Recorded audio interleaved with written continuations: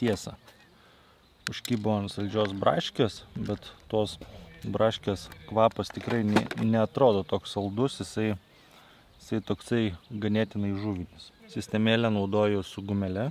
Vėl pabandysiu dėti česnaką. Tik tai raudonos spalvos.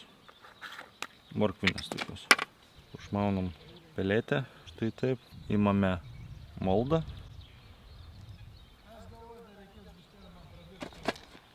Dedam ale braškinio.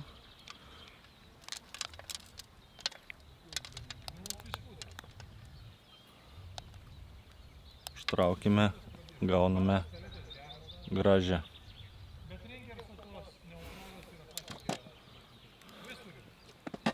Ir biškį šiek tiek panaudojam dipo, tai uždėsiu medaus.